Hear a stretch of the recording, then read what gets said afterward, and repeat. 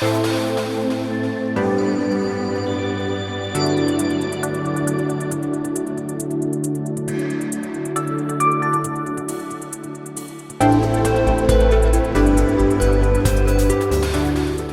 están? Bienvenidos y bienvenidas a este programa Hablemos de Salud Pública. Hoy vamos a hablar sobre la comunicación de riesgo, cómo informar de manera efectiva en esta pandemia que es muy importante. Para hablar de esto nos acompaña la profesora Erika Retamal, directora del Departamento de Salud Pública de la Universidad de Talca, con quien nosotros hacemos este programa. Muchas gracias, profesora, por participar. Gracias a ti, Daniela, por invitarnos y felices de participar nuevamente. Sí, bueno, la comunicación de riesgo es algo que ya se ha venido trabajando hace años en diferentes patologías, ¿cierto? Pero contémosle a las personas primero en qué consiste, cómo funciona la comunicación de riesgo, esta estrategia. Sí, eso es algo muy importante lo que acabas de decir, que la comunicación de riesgo no es algo que nace producto de la pandemia, sino que es una actividad, una estrategia que lleva mucho tiempo. De hecho, en la pandemia del VIH, VIH-Sida, se ha usado mucho, las anteriores pandemias H1N1, la gripe porcina que le llamaban a las personas, también se usó. Entonces, no es algo nuevo, sino que tiene diferentes estudios a través del tiempo de la manera más efectiva de realizar esta comunicación de riesgo. Pero, ¿qué es lo que es la comunicación de riesgo, verdad? En primera instancia hay ciertas características. Esta comunicación de riesgo es multidisciplinaria. No solamente tiene relación con personal de salud, cuando estamos hablando de comunicación de riesgo en salud, sino que también con diferentes actores que podrían tener relación con la mejora de la situación de salud de las personas. Okay. Entonces, ¿cuál es el objetivo de esta comunicación de riesgo? Mejorar la salud, los resultados de salud de las personas. ¿Y de qué manera?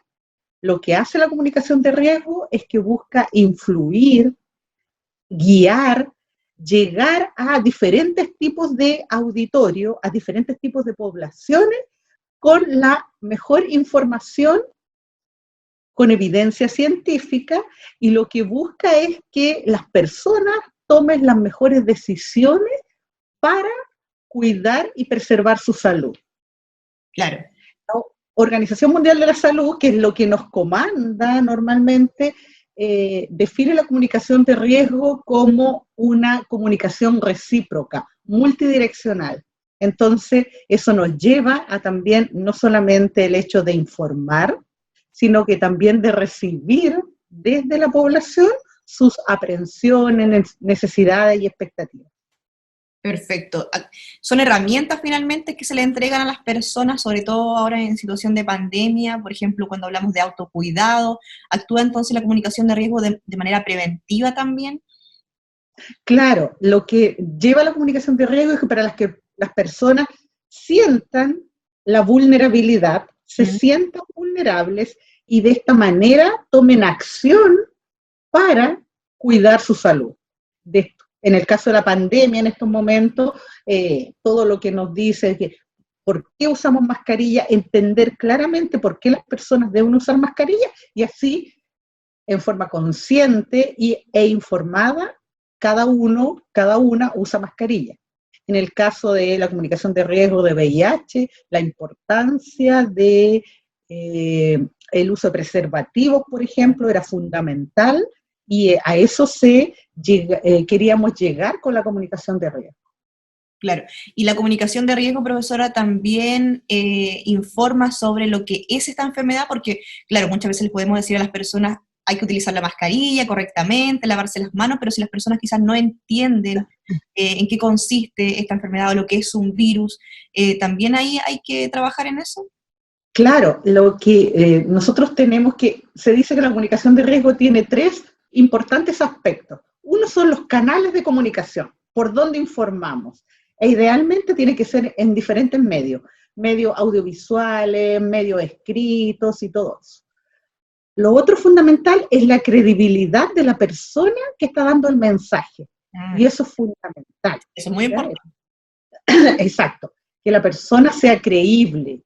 Y eso en estos momentos en donde a nivel mundial y especialmente latinoamericano las autoridades están en tela de juicio, Claro. en el país también, entonces ha sido más complejo, ¿verdad? Por eso se dice, los diferentes estudios dicen que las personas le hacen más caso o son más creíbles los científicos, el personal de salud, los especialistas. Y el otro factor importante es cómo se comunica y qué se comunica. Entonces, el cómo se comunica debería ser en un lenguaje menos técnico, Claro. puesto que lo técnico lo va a entender solamente el mundo que está abocado a esa área, ¿verdad? Claro. Y lo otro, ¿qué se comunica? ¿Qué se comunica es qué es el virus, qué es la pandemia, qué es un mecanismo de transmisión y por qué queremos cortar este mecanismo de transmisión y cómo, por ejemplo, la mascarilla o el lavado de manos corta este mecanismo de transmisión. Perfecto.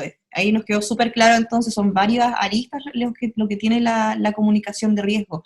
Y también, profesora, es importante considerar las características socioculturales que tiene, por ejemplo, nuestro país para llegar efectivamente con esa información. Claro, otro aspecto importante de esta comunicación de riesgo y que se ha visto hace poco, o sea, no es cuando se comenzó con la comunicación de riesgo como que el mensaje era estándar, ¿ya? Pero producto de las diferentes, recordemos que la comunicación de riesgo lleva años, se ha visto que el mensaje tiene que ser adecuado a el público que esté escuchando, es decir, la pertinencia cultural, los determinantes sociales de esas personas para poder hacer suyo la comunicación de riesgo. Si ponemos el ejemplo de una persona que, si bien es cierto, entiende que hay una pandemia, entiende que lo ideal es disminuir el contacto con otras personas, mantener distancia física, pero sin embargo apremia el salir a trabajar para conseguir dinero para su casa, para alimentarse, entre sopesar esas dos situaciones va a optar por arriesgarse y salir a conseguir ingresos para su familia. Entonces también es muy importante desde el punto de vista de la comunicación de riesgo, también a quién le estamos diciendo quédate en casa, a quién le estamos diciendo lávese las manos con agua y jabón, personas que, por ejemplo, no tienen acceso al agua y jabón, entonces el mensaje hasta suena ridículo, suena extemporáneo y fuera de contexto. Eso también hay que ser cuidadosos con los tipos de mensajes. Sí, bueno, y todas esas situaciones que menciona lo hemos visto durante todos estos meses. Y ahí se tiene que modificar, se tiene que evaluar, repensar esa estrategia.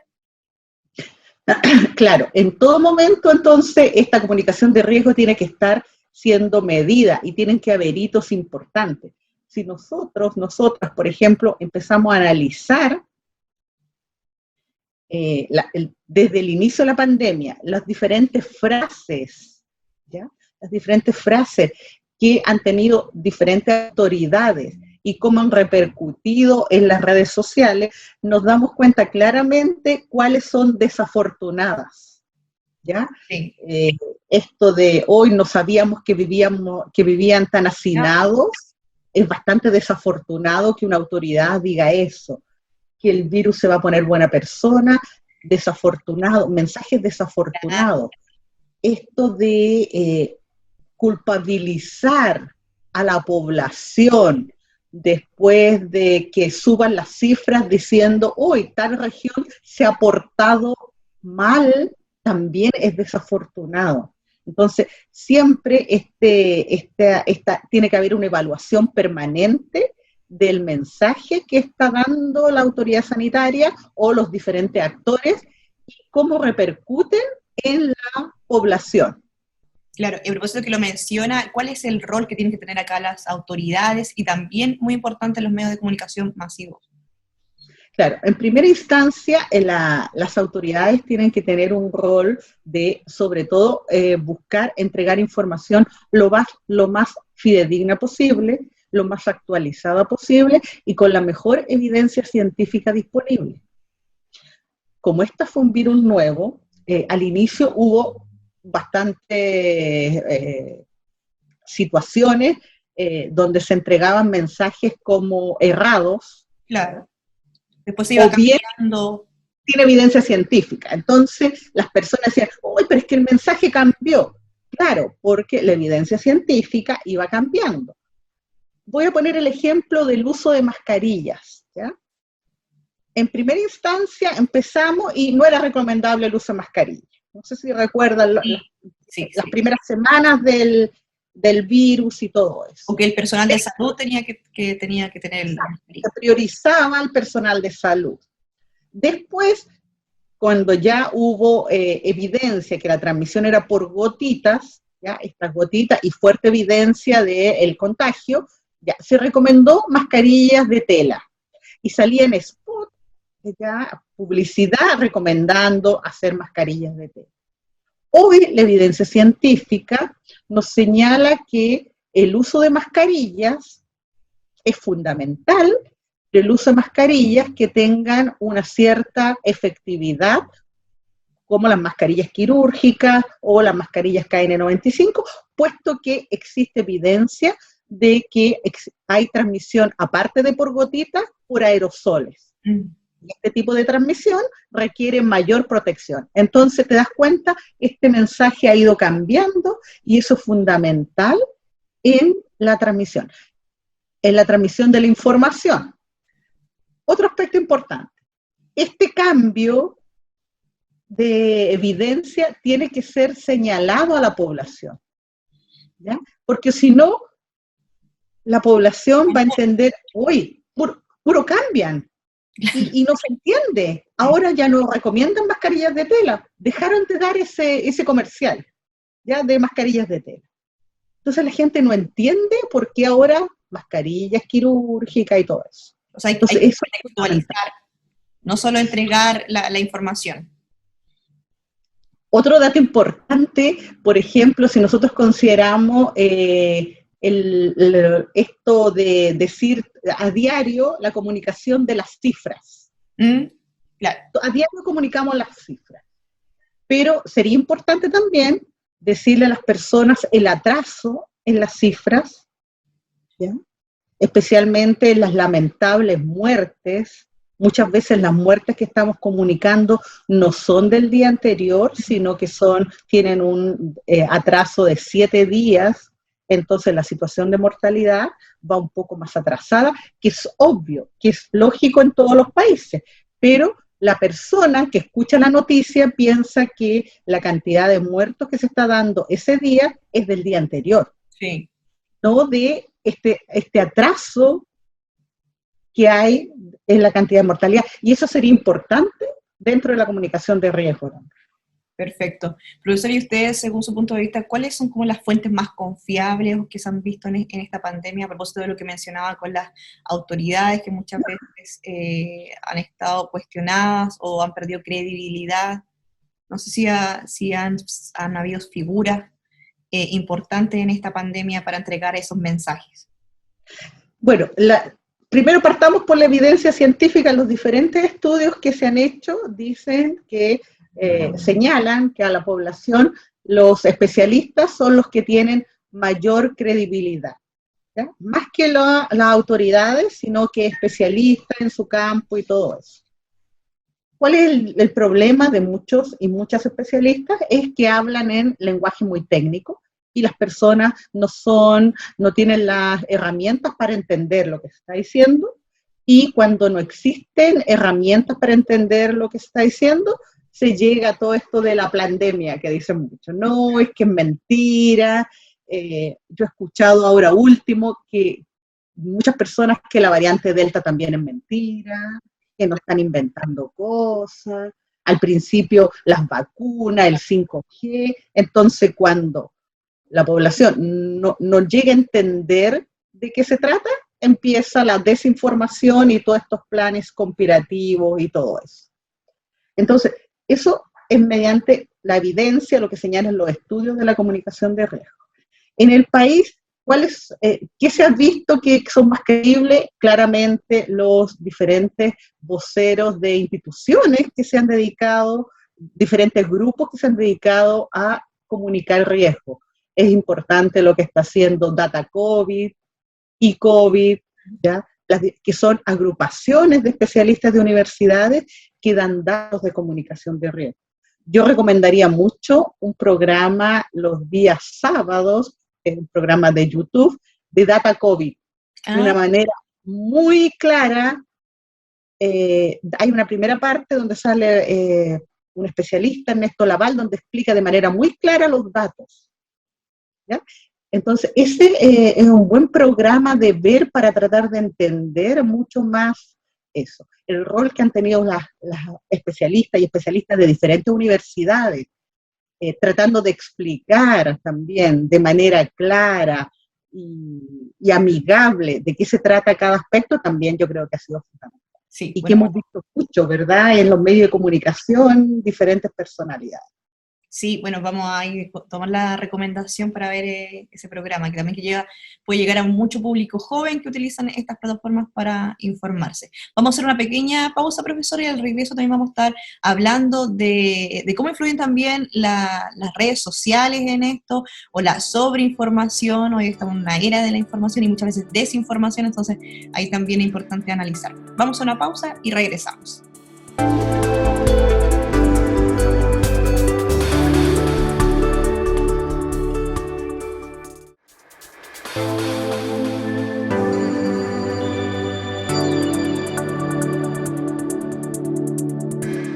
Ya estamos de regreso, estamos conversando hoy sobre lo que es, cómo impacta también la comunicación de riesgo. Nos acompaña la profesora Erika Retamal, directora del Departamento de Salud Pública de la Universidad de Talca.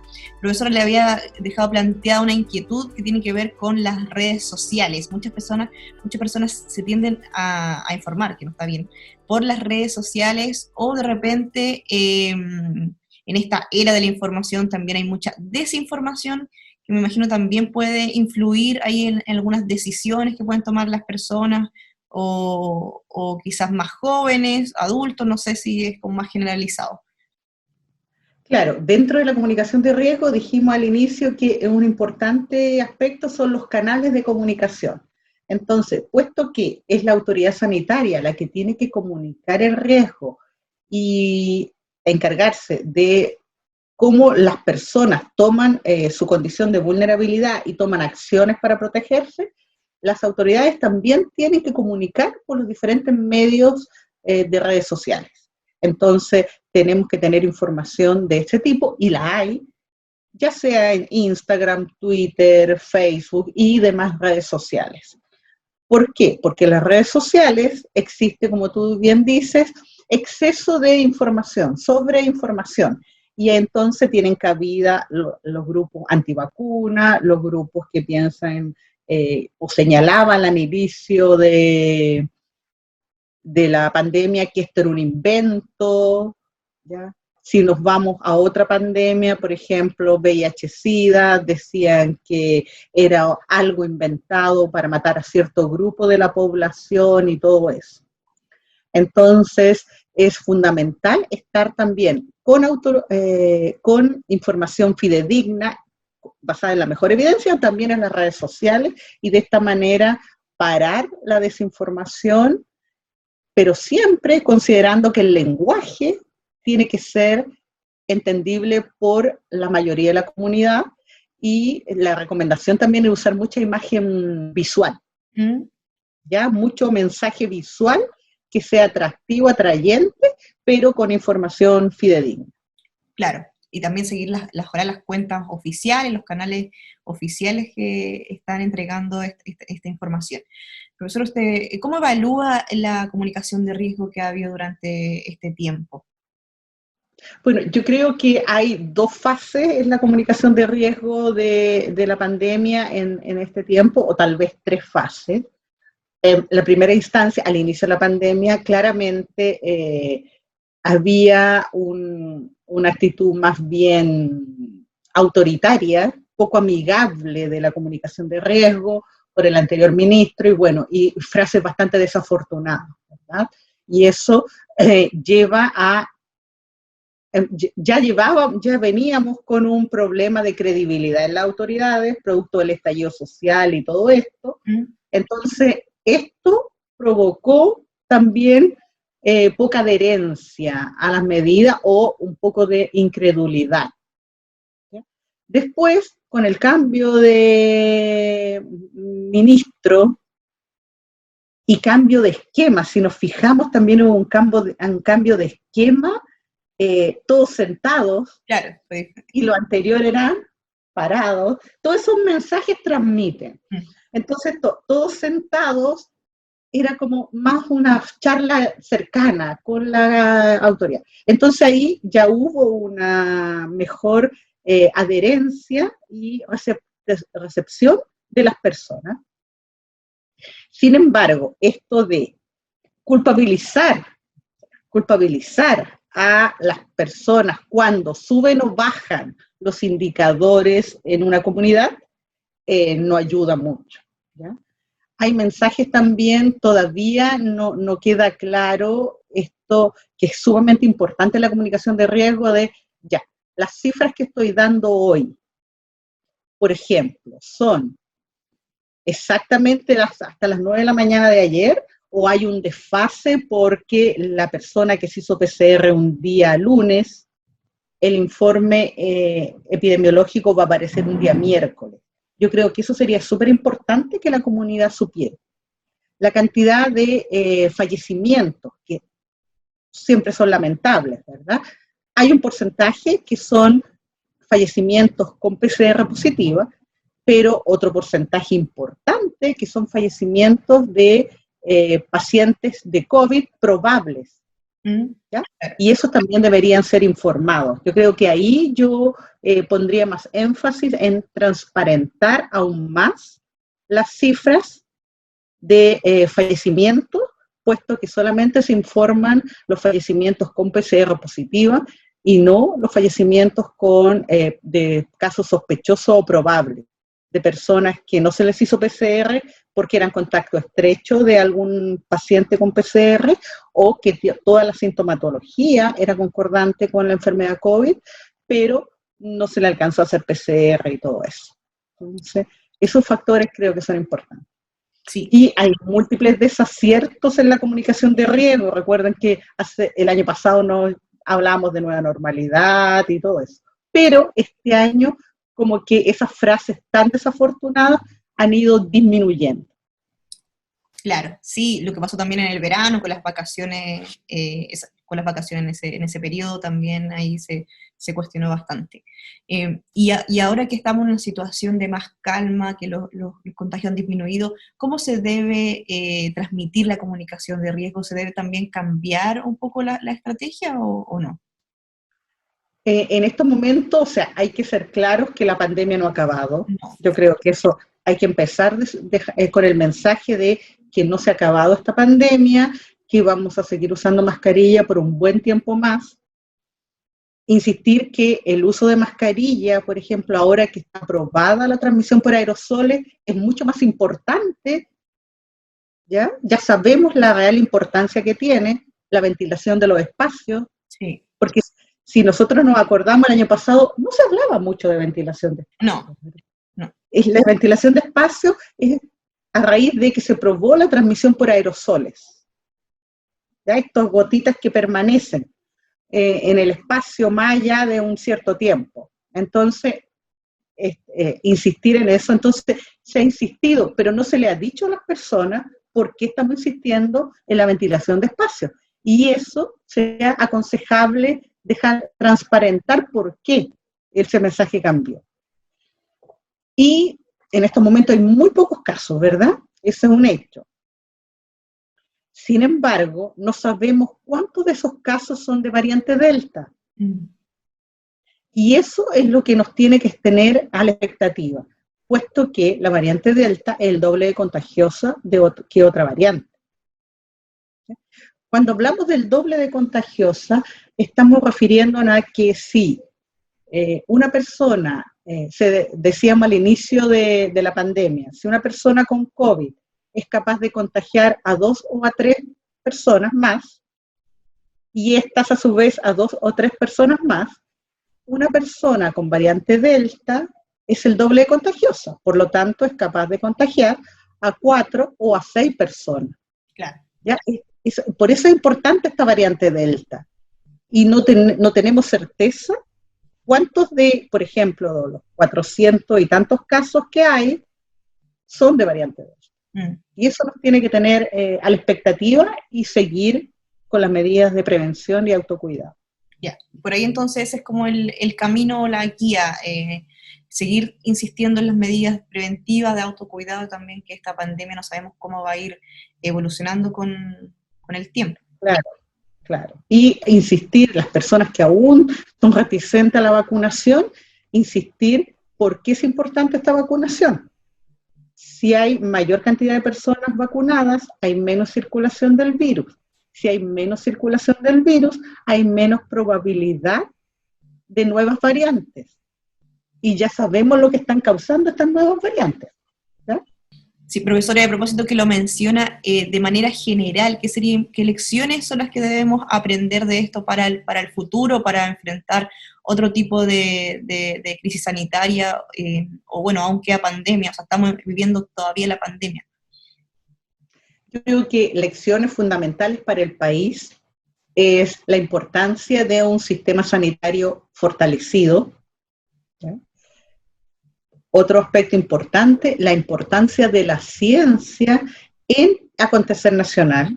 El presupuesto para la investigación científica es muy bajo en el país, por tanto, y hemos visto el rol fundamental que han tenido los investigadores, las investigadoras, los especialistas. Entonces, es necesario darle mayor cabida en los medios de comunicación a la ciencia, mayor aporte a la ciencia, fundamental, y el aspecto de esta comunicación que tenga pertinencia cultural.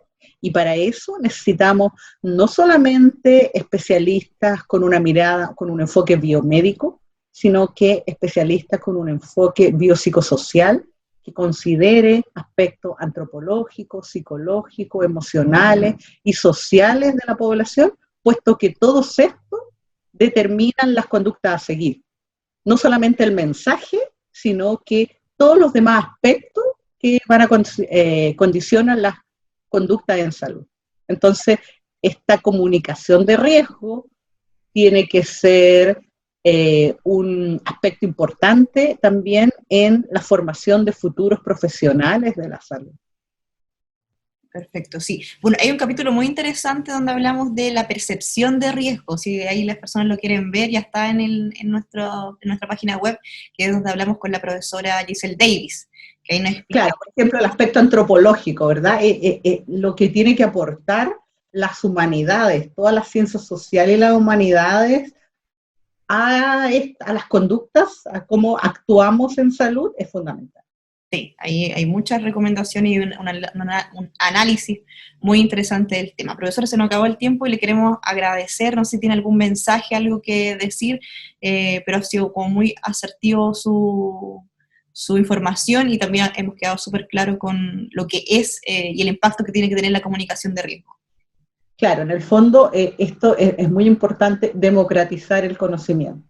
Creo que el mensaje que nos queda después de diferentes aspectos que han pasado en el país los últimos años, incluyendo pandemia, es que tenemos que llegar a democratizar el conocimiento. El conocimiento por sí solo, en la investigación, solamente que se quede en las aulas, no nos sirve, sino que tenemos que tratar de llegar a toda la comunidad y eso es lo fundamental. Perfecto. Muchas gracias, profesora, por ser parte de este programa. Listo, gracias a ustedes. Adiós. Y así nosotros culminamos este capítulo. Muchas gracias por acompañarnos y siga junto a la programación de Campus TV.